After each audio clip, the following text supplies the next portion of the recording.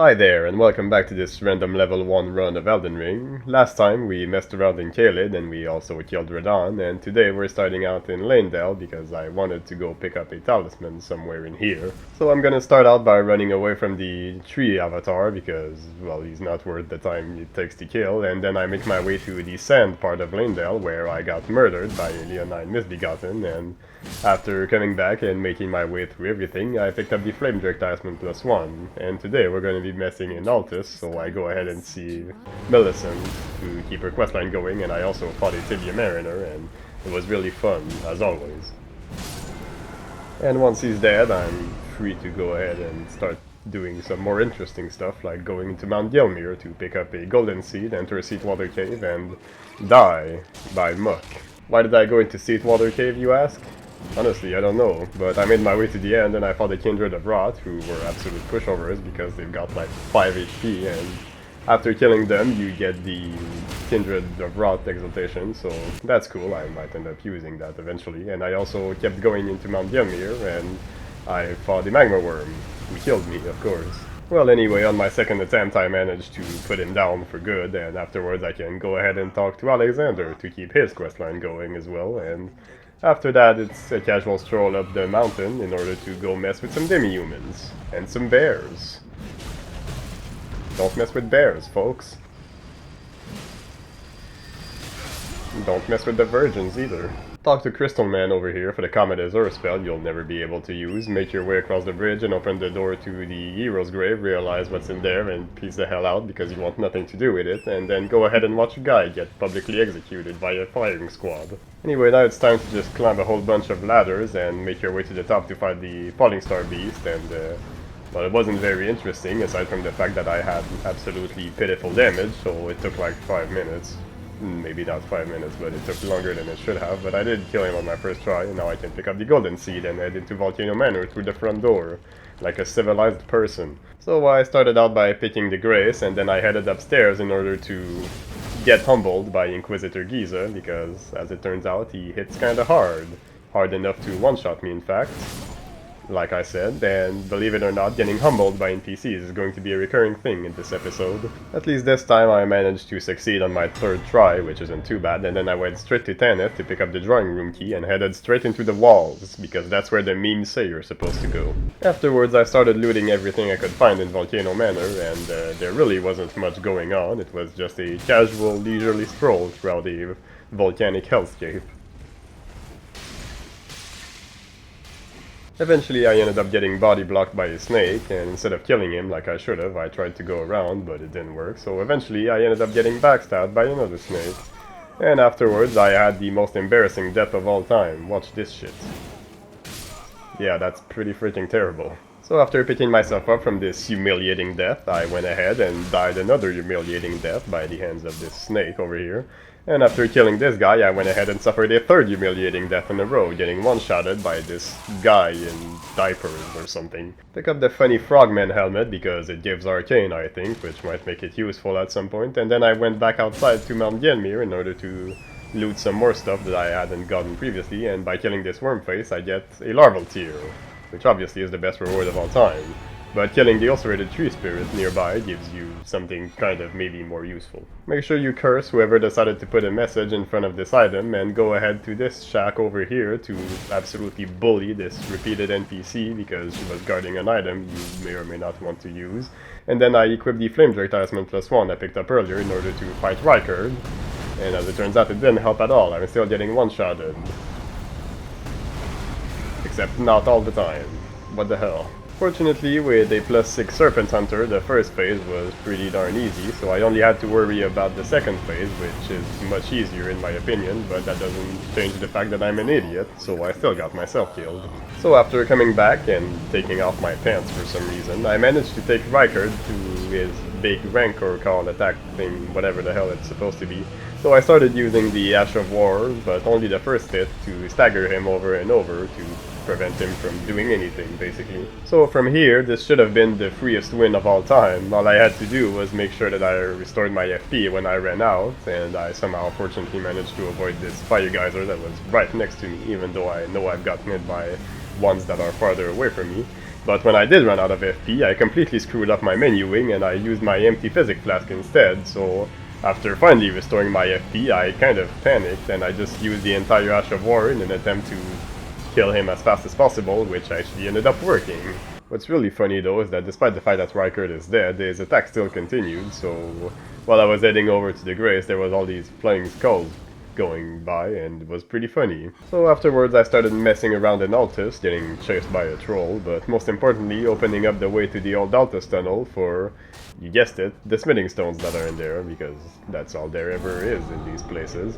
And there was also the Stone Digger troll at the end, who frankly was an absolute joke. He might as well just have handed me his loot for free, because there was really no point to him being there with how easy it was. After getting the freest loot I've never earned, I went over to the Shaded Castle in order to pick up the Valkyrie's Prosthesis to continue Millicent's questline, and I also bullied the Cleanrot Knight off the edge, and then I fought Elemer. Well, I've never been good at fighting this guy, and considering I'm doing a level 1 run, I imagine I don't need to tell you what's going to happen.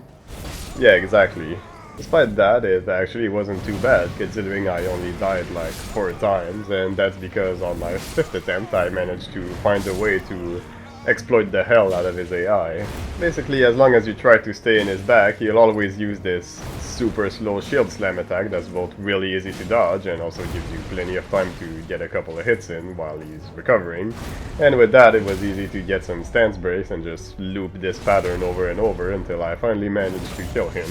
So I killed the boss and got his loot, and then I suddenly remembered that this had nothing to do with what I was here for in the first place, so I went back and started exploring, which included getting to know the friendly locals. Truth is, I couldn't remember where the Prosthesis was at all, and instead of just looking it up, I decided I was going to spend some time exploring and looting the entirety of the Shaded Castle until I found it. So I had a lot of fun getting smacked around by a whole bunch of enemies until I finally managed to find the darn thing and progress Millicent's questline, and then I fought Magnus to progress Vare's questline in case I wanted to head to Mogwin Palace early. So I figured this was going to be pathetically easy because, you know, NPCs and everything, but Magnus is kind of an asshole and he just input reads all of your attack and rolls immediately. So my usual strategy of just waiting for him to get in my range and poke him immediately before he gets to do anything didn't work, because he would just immediately roll away, and with how slow this weapon is, I couldn't manage to find much of any other opportunities to hit him because he just kept on dodging everything like an asshole. So this ended up making the fight really darn frustrating and boring, and this caused me to get impatient and do a whole bunch of stupid shit all the time, so I kept on dying, and before I knew it, I ran out of festering bloody fingers, so I couldn't invade him again. Well, it's not like I needed a second grade stars or anything, but it still made me angry, so I went out and took my frustrations on the poor Sanguine Noble that was in the same ruins as him. Fortunately, for his part, the Sanguine Noble was a total pushover, so after killing him, it was time to head over to the Minula for Millicent's questline, and I started out by killing the Godskin Apostle, and then I could have a lovely little chat with her. Anyway, the chat is over. It's time for murder now, and I did that because I wanted Millicent's Prosthesis, since I figured the +5 dex it gives would probably be better than waiting for the upgraded version of the talisman that gives you damage on consecutive hits, whatever it's called, I can't remember. Anyway, because I'm stupid and bad at the game, I allowed Millicent to kill me 2 times before I finally managed to finish her off to pick up her Prosthesis talisman. Anyway, with that done, I picked up 1 more golden seed in Altus, and then I went over to this Black Knife Assassin, because I figured maybe the Black Knife would be useful. And it's certainly useful for killing me, at least. Well, the fight wasn't really interesting, I just died twice, and eventually, after a bit of patience, I managed to R1 spam her to death, and once that was done, I figured I would open the door to the hero's grave, and maybe I'll actually go ahead and do it this time. Yeah, no, screw that mess. So after that it was time for another tunnel, because I can never have enough smithing stones, I suppose. I just love collecting them, what can I say. And I also failed this jump on the branch, which was pretty funny. So I jumped on the branch, but then I got distracted by this snail, I guess, and I ended up getting rocked. And afterwards, while I was trying to make my way to the boss, I got killed by a bunch of enemies.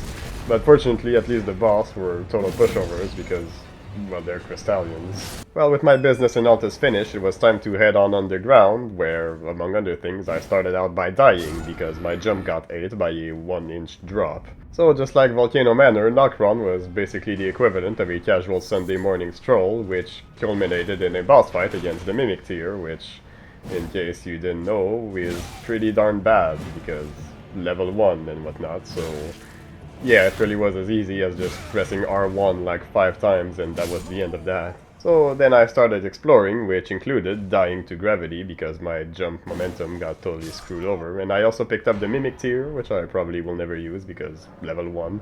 And then I found this chest for Ronnie's questline that I didn't progress at all, so I just can't open the chest at all, which was really fun to find out that that's actually a thing.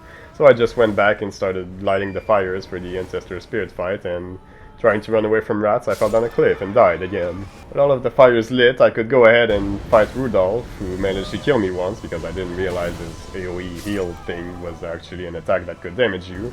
And otherwise, I only have 2 things to say, the first of which being that I'm bad at the game, so I kept getting hit by attacks I had no business getting hit by.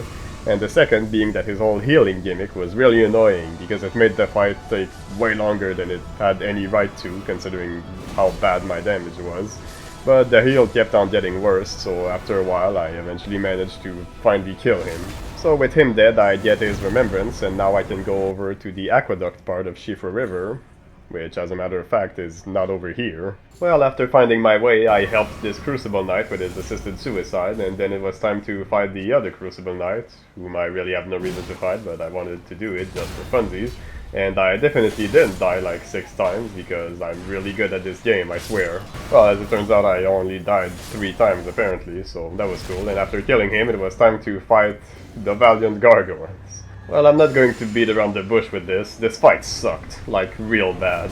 Not only am I just really freaking bad at fighting these guys, but they could also one-shot me with some of their attacks, and their stupid giant whirlwind move that for some reason I just kept getting hit by would always wombo combo and just one-shot me regardless. But of course the real fun begins after the first gargoyle reaches half HP, because that's when the second one comes to screw you over, and there was a lot of things that went wrong with this, one of them being that my attacks kept whiffing for some reason I generally can't explain.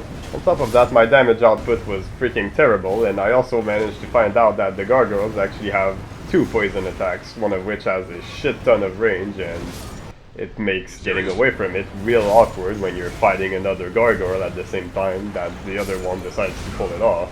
And on top of all that, every attempt would take freaking forever, because whenever the second gargoyle would show up, I would just start running around in circles waiting for an opportunity to hit one of them without getting ass blasted by the other one. Well, after getting manhandled by these guys for a good while, I decided to say screw that mess, and I went over to Shifra River, and while I was there, I found out that my +4 Bloodhound's Fang, I've been secretly upgrading this entire time, somehow has more base damage than the +6 Serpent Hunter. Which means I'm an idiot, because I should have been using this thing the entire time. So after upgrading the Bloodhound's Fang to +6, I gave it a little test drive against the Dragonkin soldier that's down here, and well, it was really easy because he kind of just stands there and let you wail on him when the fight begins, so that was basically a free win. So after that I picked up the Golden Seed and opened the elevator that takes you back up to Caelid, so I could go ahead and fight the Great Jars NPC, who kicked my ass because of course they did. Throughout this entire ordeal, I also became the very first person to ever use Starlight Shards because I hadn't allocated any blue flask for FP. But after a couple of attempts, I finally managed to kill all of the NPCs and pick up the Great Jar's Arsenal, which could be useful because my equip load is freaking terrible. And after that, it was right back to getting my ass kicked by the Valiant Gargoyle, since I figured maybe the Bloodhound's Fang's superior damage could help me with, you know, this shit. And as it turns out, it did. With its damage, I finally managed to kill off the first gargoyle, and after that, all that was left to do was to get tossed around by the second one like a freaking ragdoll for a while, before finally managing to kill it to put this garbage-ass fight behind me, and then I could go to sleep in a coffin to end up in Deep-Root Depths. I didn't do much down here besides getting murdered by a couple of ants, as well as slapping other ants as giant asses for the runes and the rune arcs that are completely free, and I still have yet to use a rune arc in this playthrough. I might have to change that at some point. Besides all of that, it was just a straight shot over to some graces and picking up a few items on the way before finally going to sleep in another coffin to wind up in Ainsel River, where I died to an ant again. Well, Ainsel wasn't very interesting, and before long I made my way to Noxtella, which houses the best enemy in the game, these giant rolling balls.